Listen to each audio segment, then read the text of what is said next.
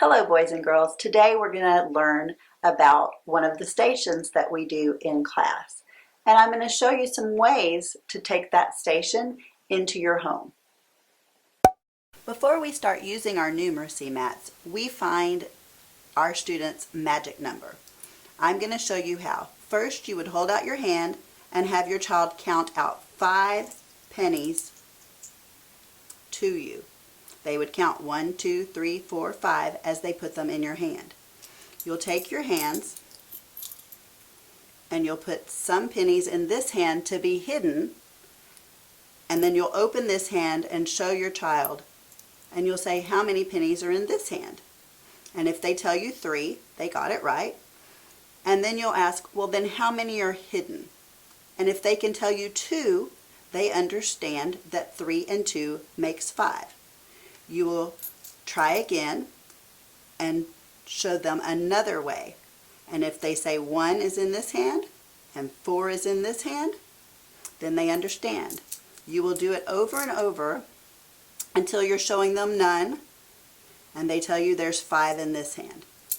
We're going to pretend today that your child did not understand all the ways to make 5, so you move down to 4 pennies. And they got that right. They got all the ways to make 4. So now we're going to practice with 5.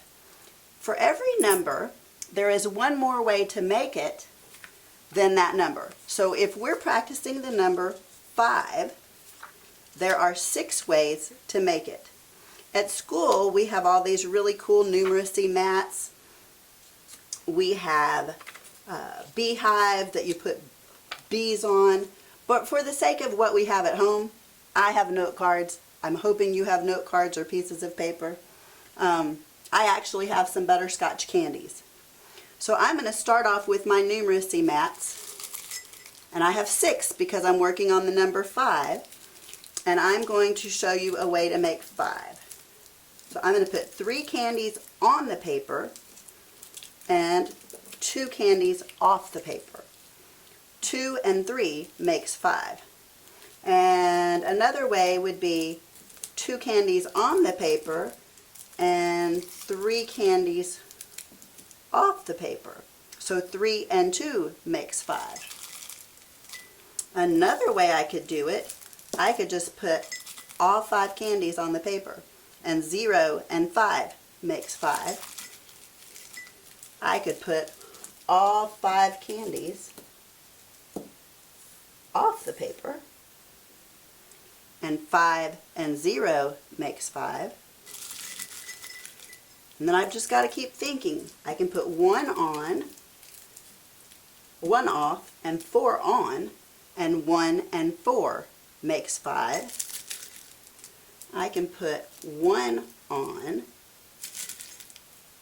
and 4 off, and 4 and 1 makes 5.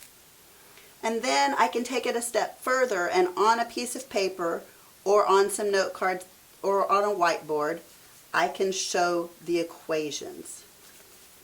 So I have the first one is 2 and 3 makes 5. The second one is 3 and 2 makes 5 because there's 3 off and 2 on. The next one is 0 and 5 makes 5. This one is 5 off and 0 on makes 5. So 5 plus 0 equals 5.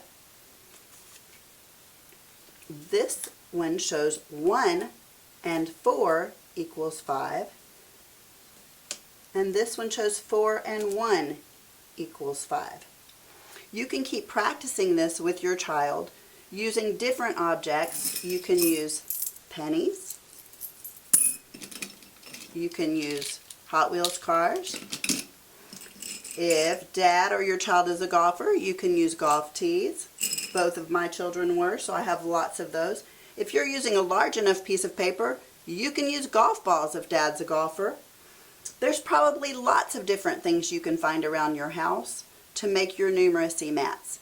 If your child is really good at showing you the 6 ways to make 5, move on up to the 7 ways to make number 6. or the 8 ways to make number 7. For every number, there's one more way to make it.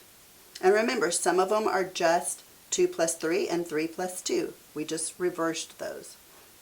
So take some time and work on these numeracy mats. Hello boys and girls, I hope you enjoyed learning about numeracy mats. You can video yourself at home and submit the video on your Seesaw page. Remember, if you get really good at a certain number, then you can move up to the next number and work on the ways to make that number. Keep submitting those videos to your teachers, and in the meantime, be a mindful Mustang.